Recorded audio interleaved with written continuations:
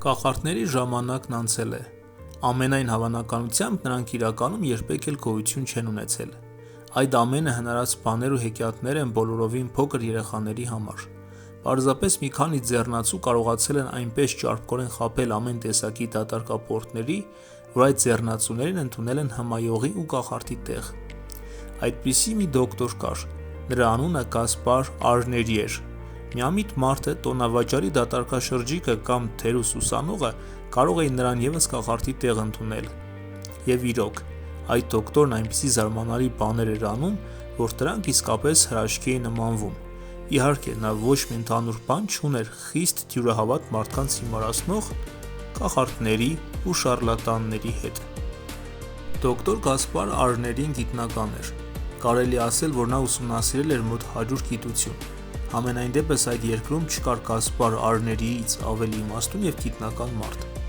Նրա գիտնականության մասին գիտեին բոլորը՝ և ջրաղացպանը, և զինվորը, և կանայք, և մինիստրները։ Իսկ դպրոցականները նրա մասին մի երգ էին երգում այսպիսի կրկներգով. Ինչպես աստղերին հասնել, աղվեսի պոչից բռնել, շոգի դարձնել ամեն քար, գիտե դոկտորը մեր Կասպար։ Մի անգամ ամռանը հունիսին, երբ շատ լավ եղանակ էր, Կասպար Արներին որոշեց գնալ հեռավոր զբոսանքի խոտերի ու բզեզների մի քանի տեսակ հավաքելու համար։ Դոկտոր Կասպարը ջահել չէր և դրա համար էլ վախենում էր անձրևից ու քամուց։ Տնից դուրս գալիս նա վզին փաթաթում էր մի հաստ շարֆ, դնում էր փոշուս պաշտպանող ակնոց, ձեռնափայտ էր վերցնում, որ չսայթաքի, և ընդհանրապես մեծ նախազգուշություններով էր պատրաստվում զբոսանքի։ Այս անգամ օրը հիանալի էր, արևը հենց մի գլուխ փայլում էր։ Խոտն այնքան կանաչ էր, որ մարդու բերանում նույնիսկ քաղցրության զգացում էր առաջացնում։ Խատուտիկները թռչում էին, թռչունները սուլում, թեթև քամին ֆռֆռում էր պարահանդեսի զգեստի պես։ «Այս սա լավ է», ասաց դոկտորը, «միայն թե համենայն դեպս պետք է թիկնոց վերցնել, որովհետև ամառային եղանակը խաբուսիկ է, կարող է անձրև գալ»։ Բժիշկը կարգադրություններ արեց իր տանը, փչեց ակնոցի վրա, վերցրեց իր կանաչ կաշվե արկղը, որ ճամպրուկի էր նման, և գնաց։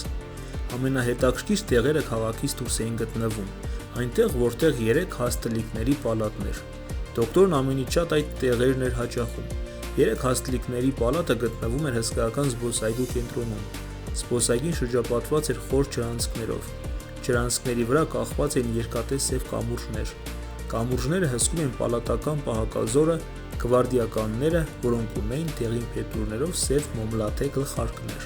Զբոսայգու շուրջը մինչև հորիզոն ձգվում էին ծաղկաշատ մարգագետիններ, պուրակներ ու լճակներ։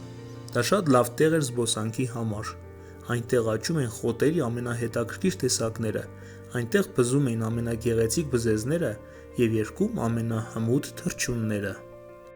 Բայց ոտքով գնալու համար հեռու է։ Ես կհասնեմ մինչև քաղաքի հողապատնեշը և կառք կվարձեմ։